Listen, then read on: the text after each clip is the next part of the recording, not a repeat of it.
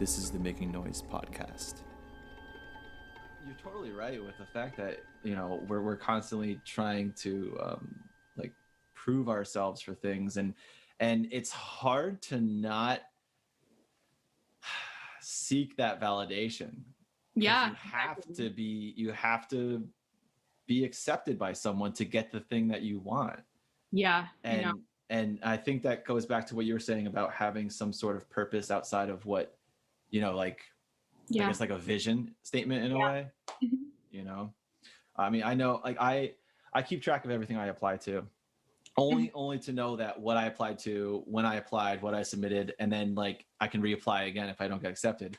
And in 2020, I think I applied to like nearly 30 different things. Oh my gosh. And I didn't get any of them, you know, like I understand that. Yeah. Yeah. And it's not like, woe is me. I'm not trying to like, no.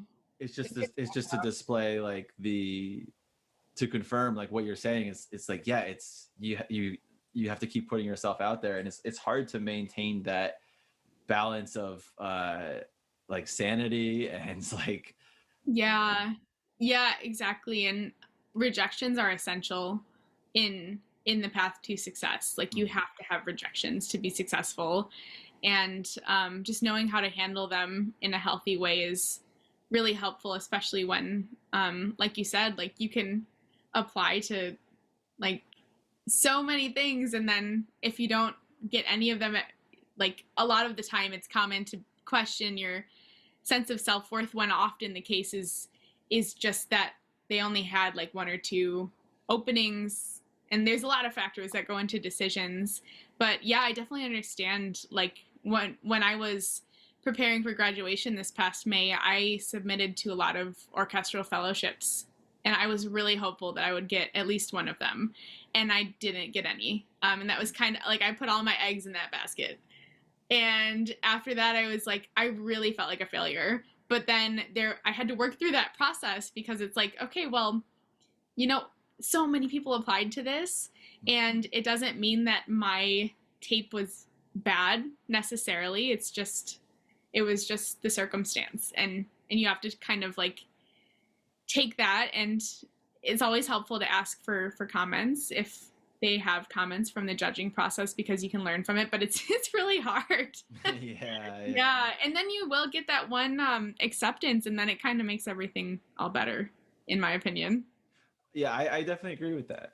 I mean, that's been sort of the case for me. And great advice on asking for feedback. That's definitely. Yeah, but that's hard too, because then you're like, you don't want it to be rubbed in after you get a rejection.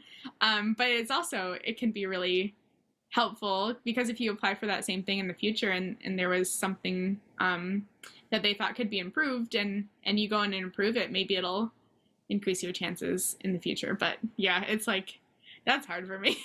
Yeah. Yeah. What is something with applying to like whatever orchestra opportunities, or like job opportunities, or grants, or whatever, is there something in, because that's like more of a psychological thing than, you know, the physical aspect of playing and stuff like that.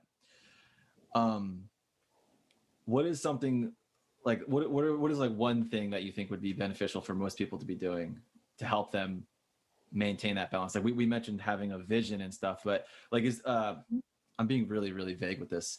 Is there anything specific you could say that's like, you know, have a routine, or like drink tea, you know? Like this it might seem a little obvious, I guess, but like for me, it has always not been. Just try and have a hobby outside of what you do, which has been so hard for me, because my hobby is what I do, and that's been like another part of the identity crisis. Like, who am I outside of what I do? So I've been working through that.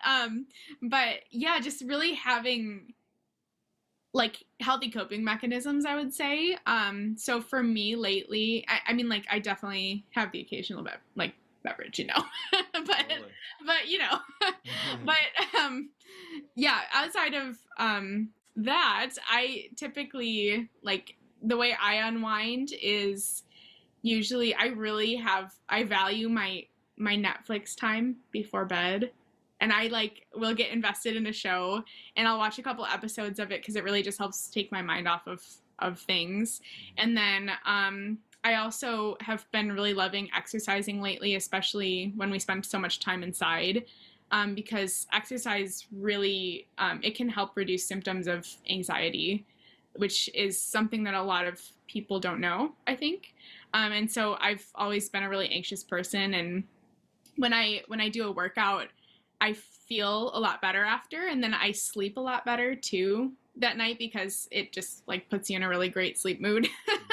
So just doing any kind of movement really helps me, and you have to figure out the kind that works best for you depending on your lifestyle. But even just like going for a short walk, because I have not been leaving the house much these days, so just forcing myself to go outside, walk around the block has been really helpful. So yeah, does that kind of answer your question, or that was a great answer? Okay. Yeah, totally. Like that was just direct. Like, yeah, you know, do a little bit of exercise, have a wind down period. Yeah. That's important.